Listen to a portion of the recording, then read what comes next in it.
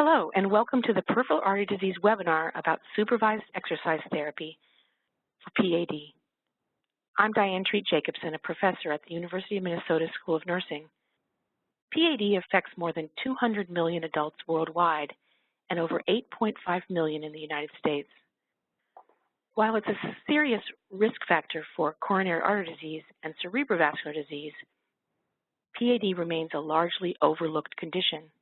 But together, we can change that. Janssen Pharmaceuticals is a proud sponsor of the American Heart Association's efforts to educate healthcare practitioners about peripheral artery disease. Let's get started. So these are my financial disclosures.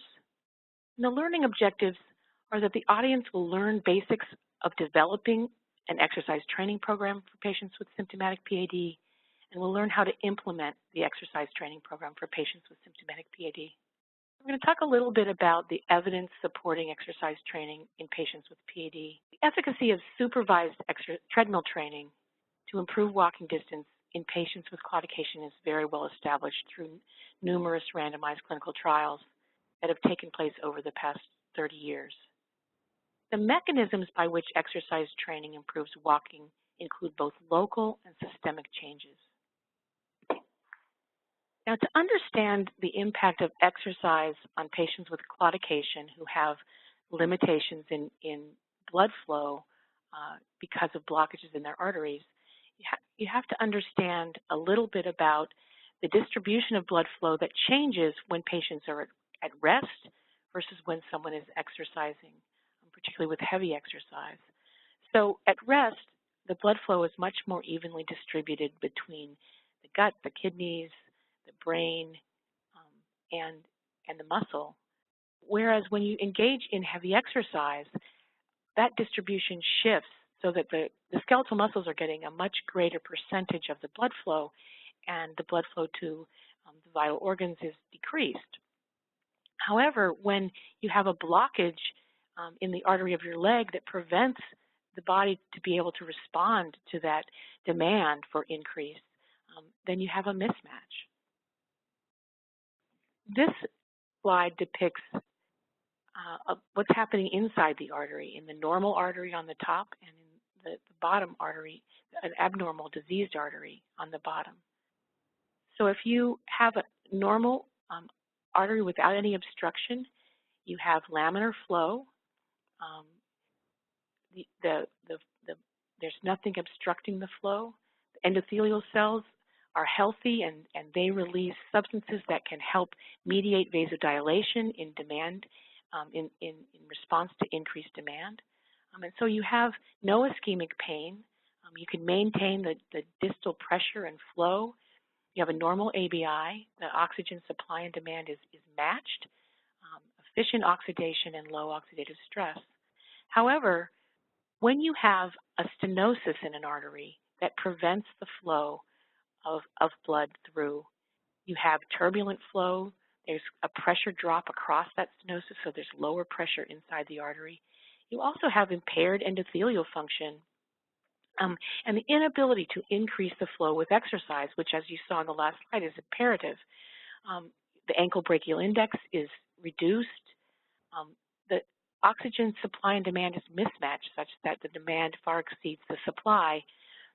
You have inefficient oxidation, high oxidant stress, and this causes ischemic pain, which occurs in patients with claudication every time they walk. So the pathophysiology of PAD is a vicious cycle. You have the reduced lumen that is caused by the atherosclerotic obstruction, reduced blood flow and oxygen delivery, which leads to endothelial dysfunction, ischemia, systemic inflammation, ultimately skeletal muscle fiber denervation and atrophy, and altered aerobic muscle metabolism, poor aerobic capacity, reduced strength and endurance, which then leads to impaired walking and decreased quality of life, and then deconditioning and worsening of risk factors, which further can advance the disease. And so breaking the cycle of the pathophysiology of PAD is imperative, and exercise is a wonderful therapy to be able to do that. Now, the mechanisms by which exercise may improve function and symptoms include a number of them, but improving endothelial function, improving muscle metabolism, improving mitochondrial function, also increasing muscle strength and improved walking economy are also factors that may be part of this. Also, people may increase their pain threshold or tolerance, but in addition, with education, they come to understand that claudication, while being uncomfortable and not pleasant, is not necessarily dangerous, and so that they don't need to keep on limiting and limiting and limiting how much they exercise. In fact, if they keep moving, they'll be able to do more with less pain. This slide summarizes 15 studies that looked at treadmill exercise training for claudication.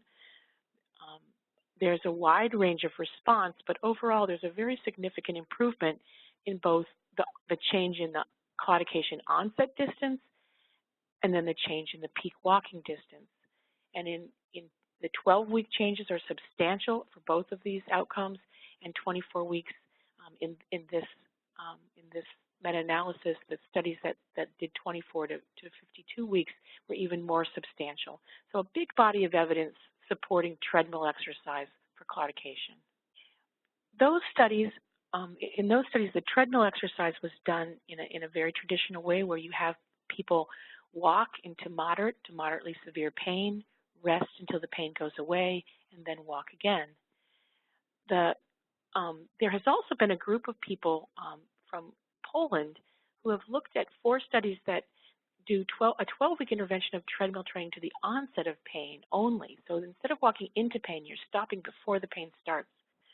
They've seen a substantial increase in pain-free walking distance and in peak walking distance with no increases in inflammation after the exercise training. And so the ischemia that's induced in patients with claudication during exercise can cause inflammation, and particularly in patients with more severe disease, this can be quite substantial. And so in this study, they didn't see an increase in these inflammatory markers, which is a positive thing. Also, the deformability of the erythrocytes, so the ability of them to be pliable and maybe slip through smaller spaces, was improved in the exercise group with no improvement in the control group. Now, the 4th study that they did compared the 2 treadmill walking protocols, the traditional treadmill walking into moderate to severe discomfort versus treadmill walking only to onset. And both groups had statistically significant improvement in walking distance without any difference between groups. So they both had really substantial increases in both pain-free and improved walking distance, and no differences between them. So this is an option for patients who may be extremely pain averse and don't want to walk into pain. If they can walk far enough before they get the pain, maybe that's enough of an aerobic benefit to have them improve. There are a few studies that have looked at lower extremity cycling, and those have been a little more mixed. One study, which was only 6 weeks in length and had a much more modest improvement with leg cycling compared to treadmill training. But then there have been a couple of other studies, one only 6 weeks and one 24 weeks, that have shown more substantial increases in both pain-free and peak walking distance. So I think that the jury's out a little bit on cycling, and cycling may be a perfectly fine mode of exercise for some patients who can't do other modes of exercise. Also, there's been some evidence about the effect of aerobic upper body exercise. Arm cycling or arm ergometry has been shown to improve both the pain-free walking distance or onset of claudication distance and peak walking distance in a couple of different studies. And also, one of these studies found that there was a delay in how long it took for the oxygenated hemoglobin to decrease to the bottom in the calf muscle following 12 weeks of arm exercise. So there's some signal of benefit here. In Minnesota, we did a study, the exercise training for claudication study, which was a pilot study looking at the relative efficacy of supervised treadmill training in the traditional manner versus arm ergometry alone or a combination of both versus usual care. And we also found that there was an improvement in both the onset of claudication distance and the peak walking distance in both the treadmill and the arm groups. The combination group also saw benefit, and there was no improvement in the control subjects in this study. The CLEVER study compared supervised exercise training versus iliac artery stenting in patients who had aortoiliac disease. And this was a 6-month intervention in the exercise group, and they compared that to optimal medical care.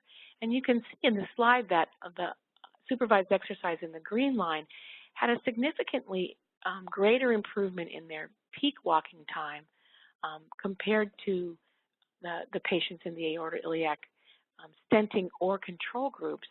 And the change in the claudication onset time was the same in these two groups. And then you can see that at 18 months, which was 12 months after the intervention stopped, these effects were durable, so that they maintained their peak walking time and claudication onset time. The cost effectiveness analysis of this study showed that there was about $122,000 per quality adjusted life year gain for stent versus supervised exercise. And that was a substantial amount, that there was a minimal improvement of stent versus supervised exercise. This was based on quality of life questionnaires, which had been a little bit better in the stent group than the supervised exercise group. But regardless, the conclusion in this paper was that given the increased expense and the marginal benefits of stenting versus supervised exercise, there would appear to be no rational justification for covering stenting but not supervised exercise for the treatment of claudication. So taking the approach of not an either or but both should be covered. Now the new 2016 PAD guidelines have recommendations related to exercise. The first is similar to the original guidelines in 2005, that the patients with claudication supervised exercise is recommended to improve functional status and quality of life, and that's the Class 1A recommendation, the highest that you can get. And then an additional recommendation was added that a supervised exercise program should be discussed as a treatment option for patients with claudication before revascularization. So you don't have to jump to a procedure. You can offer exercise first. Also, because of some studies that I didn't present here, in patients with PAD, a structured community or home-based exercise with behavioral change techniques can be beneficial to improve walking ability. And that's based on several trials that have been recently published. And this is not just telling someone to go home and walk. This is really a structured program. I'll talk a little bit more about that in a second. And also, because of the recent exercise, looking at other strategies that have shown to be somewhat effective, that alternative strategies may be appropriate. And I think that this would definitely be considered or should be considered in patients who have a very low walking ability and they can't walk for more than a few minutes. So they're really limiting their ability to get aerobic exercise. So there are some definitions. The important thing is that when you're talking about a structured exercise program, it's a planned program. It has individualized recommendations and also recommendations for exercise progression, so that you're constantly challenging the body to increase intensity so that we can improve functional status over time. And there are a number of elements that are described that a supervised exercise program would have. I think the take-home message for this is that this can be a standalone or within a cardiac rehabilitation program. It needs to be directly supervised by qualified healthcare providers, and is performed for a minimum of 30 to 45-minute sessions for at least 3 times a week for a minimum of 12 weeks. So there are definitions in the guidelines that can help us understand what these programs should look like. And then for a structured community or home-based program, again, this isn't just a go home and walk program. This is a program that takes place in the personal setting of the patient rather than a clinical setting. And it's self-directed, but it has the guidance of healthcare providers, and they provide a prescription, a regimen, and counseling to ensure that they understand how to do it, how to maintain it, and how to progress. And then they can also incorporate behavioral change techniques, such as health coaching or use of activity monitors to help increase the effectiveness of these programs. So finally, in 2017, after a long wait and many, many, many years of research and advocacy, the Centers for Medicare and Medicaid Services, or CMS, proposed that the evidence was sufficient to cover supervised exercise therapy for patients with PAD and who had intermittent claudication. So the patients have to be symptomatic in order to be qualified for this benefit. And I think that this is coming from a place of that this is seen as a therapy to improve function, to improve symptoms. A little different than the traditional cardiac rehabilitation. This is more a therapy, an active therapy. The session should last for 30 to 60 minutes, and they should be comprised of a therapeutic exercise training program. They can be 3 sessions a week, up to 12 weeks. There's a CPT code attached to this. And there's the providers have the discretion to refer patients for a second 36 sessions over 12 weeks if the patient continues to be symptomatic, and so that will be covered. It's important to note that the first 12 weeks, the 36 sessions need to be completed within 12 weeks, and but the second 36 sessions can be completed over a longer period of time. And it sounds like there is a lifetime cap of 72 sessions. Now, in terms of reimbursement, there's the CPT code. There's the payment for an on-campus hospital outpatient setting is about $55 a session, but it's important to know that the patient has a 20% copay. And I think that the billing aspect of this and the reimbursement aspect of this is still a work in progress in terms of sites getting this set up and finding what CMS is saying, and also what the private insurance companies are saying. So many people who have a supplement may cover their copay, and so that they won't have out-of-pocket expenses, which could be quite daunting for people. There are also CPT codes associated with this. They're listed here, and then they get a little more complicated because you add a 6th character if you're talking about right leg, left leg, or both legs. I want to talk a little bit about experience that we've been having in Minnesota implementing PAD in the clinical setting. So there have been 2 projects where we've been implementing this on the ground outside of a formal clinical trial or research setting. The PAD Prairie Initiative, we're working in 4 rural Minnesota communities. We're implementing supervised exercise for PAD. In addition, we're raising awareness for PAD, doing public screenings and other things, educating providers and nurses, and teaching the cardiac rehab therapists how to do PAD rehab according to the guidelines that have been developed. Additionally, we've been implementing supervised exercise program therapy for PAD throughout the Fairview Health System here in the Twin Cities metro area. And this has been going on for 3 years. So both of these projects have had 3 years of experience implementing this in the real world. And this has allowed us to see the real world implications of this implementation in the patients that may have not been participating in a clinical trial or not been qualified. So what you need is to develop programmatic infrastructure, a medical director. You need to establish a referral process, making providers aware of the availability of this therapy is really important, and it may need changes to the electronic health record. You want to train the cardiac rehabilitation staff about how to implement supervised exercise therapy for PAD and develop an implementation process, because it's a little bit different, looks a little bit different in these patients compared to the patients that they see for cardiac rehab. Actually, our experience has been that the patients seem to be a little bit sicker or more prone to other comorbid conditions, et cetera. So it's not just a direct translation from cardiac rehab. We encourage a baseline assessment that can be done through a treadmill test, a graded exercise test, or a 6-minute walk test.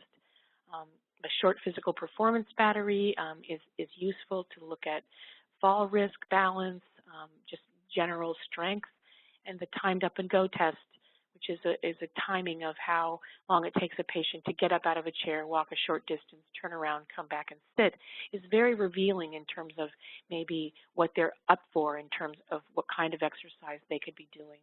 In addition, there are a number of subjective assessments.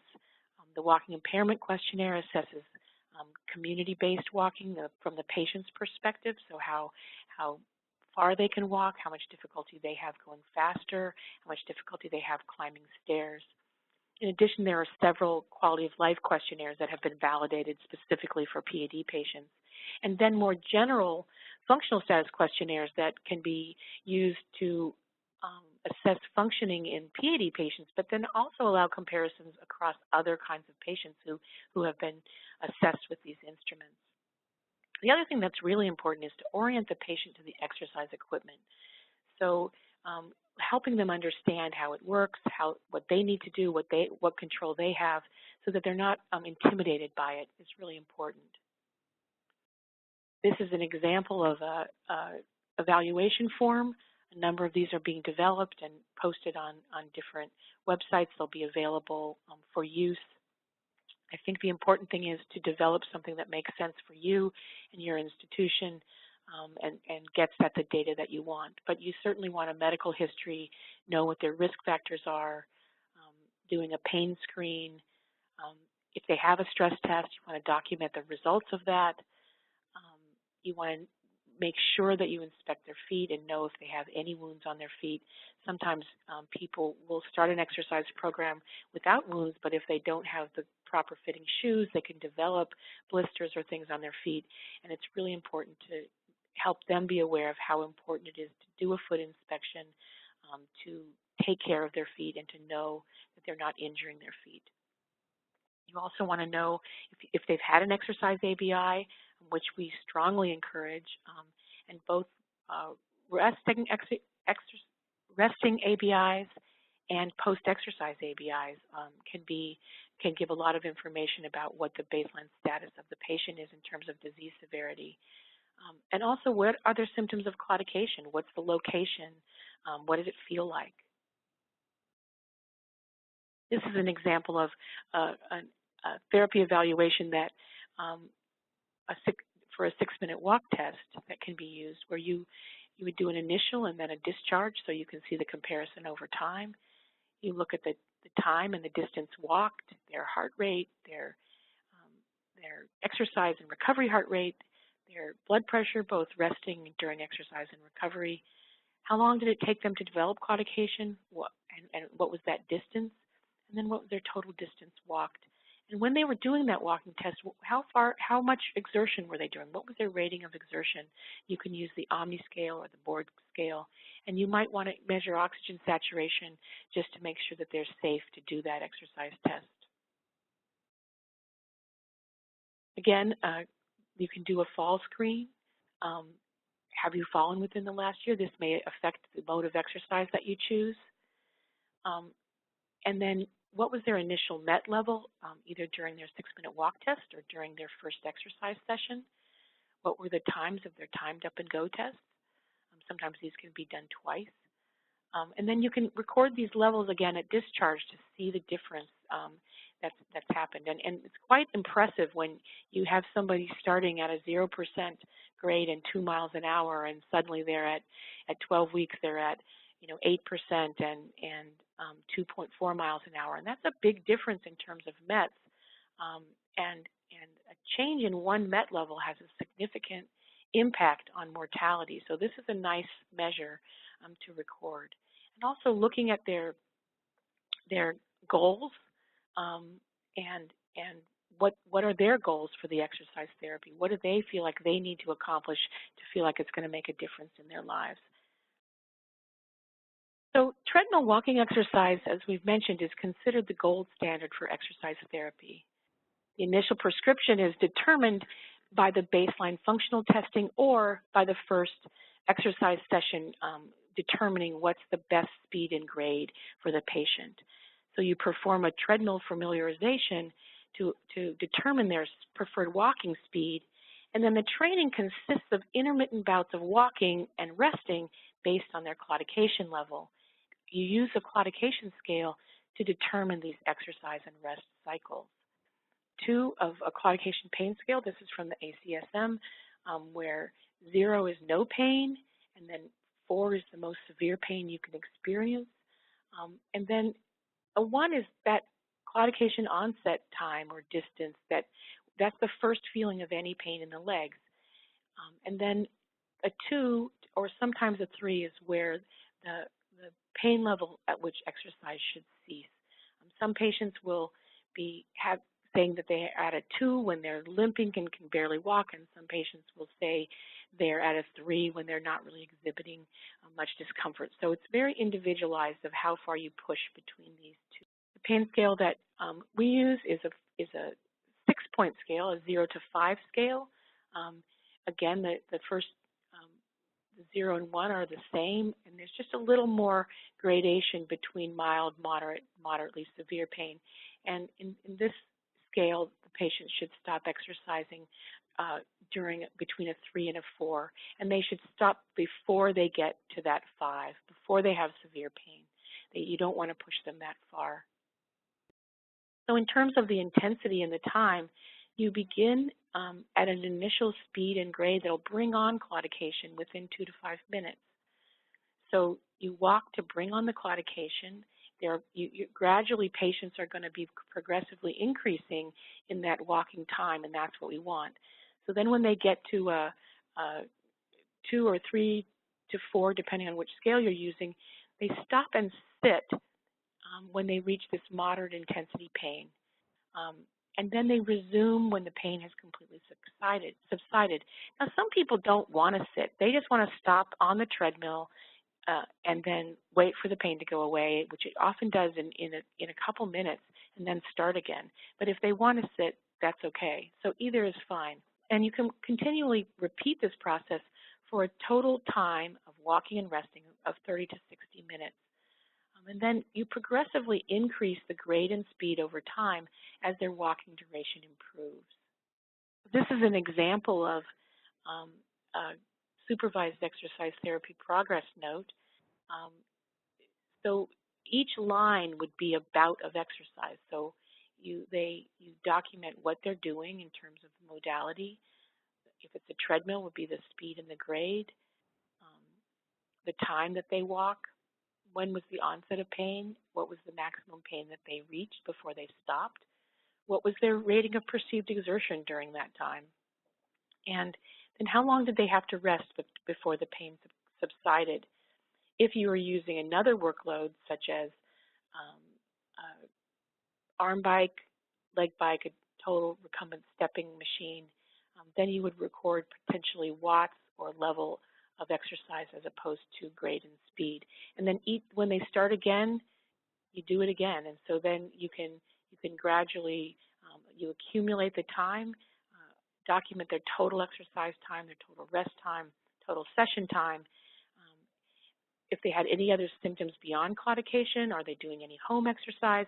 So this is a way for the therapist to kind of keep track of what happens and how the patient progresses with each exercise session. This is an example of a progression scheme that we used in the ETC study, where they choose a comfortable walking speed and you adjust the grade as needed so that they can get a 3 to 4 out of claudication within 5, no less than 5 and no more than 10 minutes. And then you have the participant rest until the pain dissipates, and you repeat those intervals for 60 minutes as tolerated. And in the second session, you'd repeat the same exercise prescription. And then once the patient can go for 8 to 10 minutes or more, then you start increasing the grade. and then you would continue increasing the grade until they can go to 10%. Once they go to 10%, we try to start increasing the speed. And then that would continue until 3 miles an hour, and then you could start increasing the grade again. However, most patients are not going to get to a 10% grade in 3 miles an hour. So you're going to be usually exercising patients between 2 and 3 miles an hour and between 0 and 10% grade. And then if they're not able to get to that 8 to 10 minutes, you just keep them at the same intensity. The caveat is if they don't progress over a period of time, if you're going for a couple of weeks and they're not progressing at all, you may want to evaluate whether a different mode of exercise is indicated. So in the real world, as we've been experiencing this, we realize that most of the PAD exercise trials have compared treadmill exercise to another condition, a procedure, an alternative exercise or control, and that patients needed to be able to walk on a treadmill at 2 miles an hour to be included in the study. Otherwise, they were excluded. So we found that a lot of our patients are not willing or able to walk on a treadmill, or particularly not at that speed. They may have balance issues. They may just be uncomfortable with the treadmill or unfamiliar with it. So the treadmills also may be limited, and in these instances, alternative forms of exercise should be considered, or a modification of the speed of the treadmill if they are willing to be on a treadmill. The other thing is that patients can only walk on a treadmill for a very short period of time before they have to stop. They're really not getting that aerobic benefit of the walking exercise, and they may be getting a lot of inflammation in their lower extremity, which could be making things worse. And so in those cases, an alternative mode of exercise may be indicated. So we recommend that we try treadmill walking or another walking exercise first. And if they're unable to do that, or if I said if it's so short that the benefit is unlikely, consider an alternative mode. The seated aerobic arm exercise, as we saw, can be effective for some people. I think that that's particularly true for patients who have a very short walking distance or tolerance. Also, we've been using recumbent total body stepping, which is a very popular mode of exercise in the patients. And we've been finding that patients who can do only a couple of minutes on the treadmill can do as much as 20-minute bouts on the new step. We've also seen that patients are really improving their thigh strength, their quadriceps strength, because this machine really engages their quadriceps and less their calves, which probably explains why they can go farther. We have some great stories about patients who've been able to do 12 weeks of total body stepping and increase their ability to get up out of a chair to when they needed help before. One man was a farmer who wasn't able to climb up on his combine, and by the end of 12 weeks he was able to do that to bring in the crops that he had planted earlier in the year. So I think there's a lot of exploration and that we can be doing apart from what all the previous studies have shown. In addition, I think we need more research on alternative modes of exercise. The important thing, I think, is to encourage the exercise therapists to apply their art and science as they do with cardiac rehabilitation, so that they're using their gifts and their experience to apply individually to these patients. This is an example of our upper body protocol. Essentially, we start people at 2 minutes on and 2 minutes off, increase that till the end of 12 weeks. They're at 5 minutes on and 1 minute off, so they get 50 minutes of exercise, and gradually increase the resistance to increase the workload. Again, this should be individualized. If patients are stronger in their upper body, they may be able to go for longer. And you just want to base their exercise progression on their rating of perceived exertion and their target heart rate. This is just our stepping protocol. It's similar to the treadmill protocol in terms of you base it on when they get claudication and progress the workload accordingly. If the patients don't get claudication, using this mode of exercise, then you would progress them based on rating of perceived exertion and their heart rate. So there are some issues that are specific to PAD rehab that aren't encountered in other kinds of rehab. Because of the intermittent nature of the exercise, if you need a chair to sit down, where do you put that? These places can be pretty tight in terms of space, so that's a consideration. And also the consideration of somebody stopping and resting and then somebody else getting on the treadmill while they're resting, and so trying to make accommodations for preserving that treadmill. But it also lends credence to the idea that you should think about maybe when they're off the treadmill or resting, they could do a different mode of exercise for a bit and then go back to the treadmill. There are safety considerations. There's the potential to unmask new angina due to increased exercise capability, and we've seen this in a number of our patients. So you want to make sure that you're following up on new signs and symptoms of coronary disease. We've had patients who develop angina, get evaluated, get a coronary procedure, do cardiac rehab, and then come back into PAD rehab. If you see an abrupt increase in claudication symptoms or a decrease in how far somebody can walk from one day to the next, that could be a sign of worsening lower extremity arterial disease, and they need to be evaluated for deterioration in limb blood flow. There are also safety considerations related to the legs and feet for indications of critical limb ischemia. You want to be checking with patients about sores or pain. Are they having any rest pain? If they are known to have an open sore, that needs to be assessed.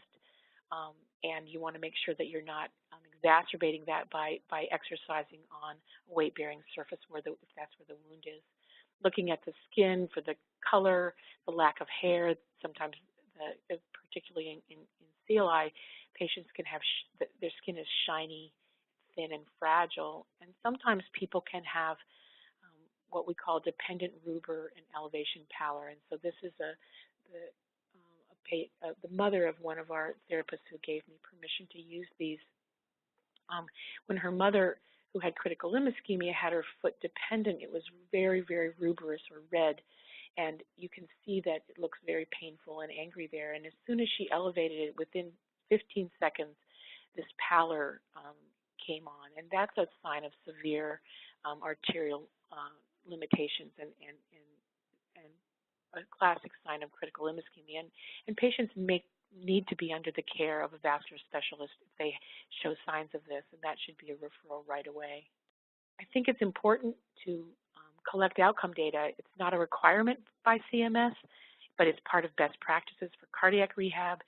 And I think that if you can collect the same measures that you do at baseline, at least some kind of functional measure, objective and subjective, and a quality of life measure, that can be really helpful in us documenting the efficacy of this therapy as we implement it in the clinical setting. There are also resources that are available. There are a number of places that are starting to develop intake and progress forms. They're being finalized. They're going to be able to be adapted by people for use. We have a website for our PAD Prairie Initiative where we've been developing educational tools. We've got videos on functional assessment testing, how to initiate and progress a patient in supervised exercise, treadmill exercise, and aerobic arm exercise.